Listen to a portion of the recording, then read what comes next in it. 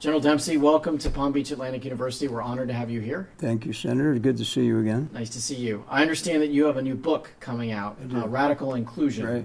What we should learn in the post-9/11 world. Can you tell us a little bit about what your book's about? It's a leadership book, and and it's co-authored actually with a gentleman named Ori Brafman, who's at Berkeley University. And the little leprechaun in me thought it would be really interesting to have a West Pointer. Who comes from a fairly hierarchical institution called the U.S. military, and Ori Brafman, who is a student of peace studies, he's a vegan, and I thought, let's see if we can find some common ground on leadership principles for the world in which we find ourselves, a world where, because of the proliferation of information, I think you'd agree, things speed up, more scrutiny. We're better connected, but we may not better understand things because we kind of stay at a level of a superficial level in a lot of cases. So it's a leadership book, and we use vignettes out of the business world, which is his expertise, and we use vignettes out of the military, which of course was mine.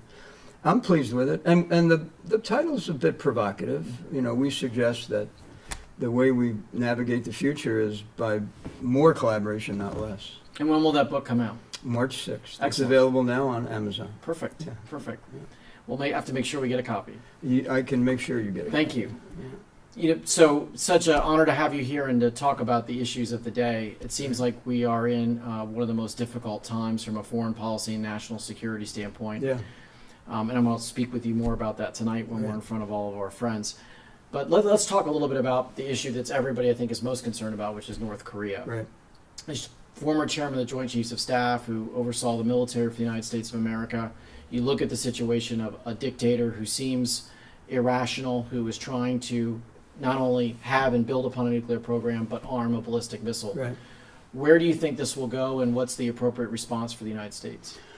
Well, let me cast my net back to about 2013. There were a couple of things happened in the 2013-2014 timeframe that made the situation seem exactly as you describe it, which is more uncertain, more dangerous. And one of the things was that Kim Jong-un, became the head of state in North Korea. ISIS left Syria, where they had been in safe haven, and moved into Iraq. Russia annexed the Crimea and had surrogates move into eastern Ukraine. And China began to assert itself in the South China Sea because of a drive for resources, with deep water drilling. So we went from, let's say, the first 10 years of this century where we really had one thing to worry about. Nobody was really competing with us, and frankly, we were fairly stable, with the exception of global terrorism. Mm-hmm.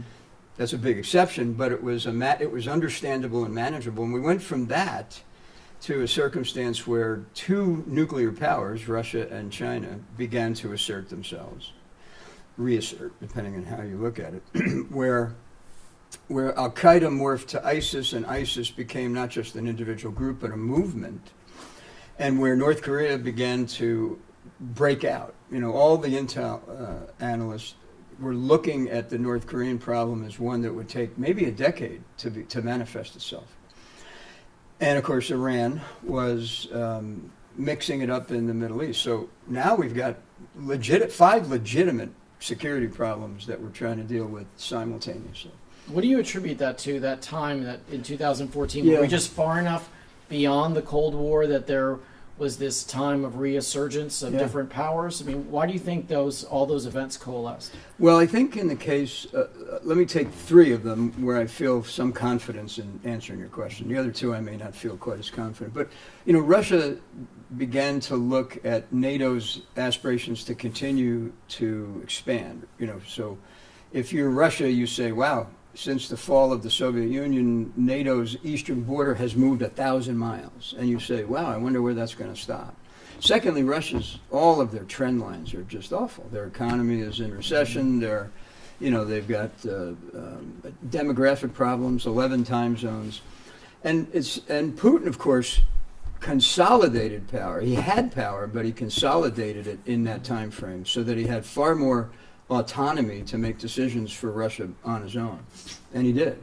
So that I think Russia's case was, if we wait too much longer, we're going to find ourselves at an impossible disadvantage. And you had Putin, who was aggressive anyway, and a former intel guy.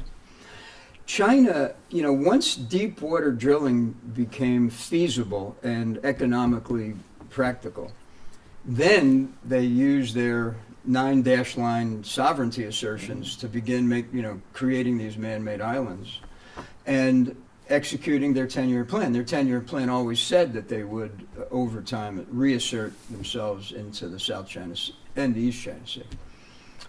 I think the reason they chose then to do it was that President Xi also consolidated power in a way that heretofore the committee, the Communist Committee of the People's Republic, distributed power far more than Xi distributes it now as he's consolidated control. And once he did, and to take advantage of the technology, they started drilling. Because they do have a huge energy problem on their hands with 1.4 billion people.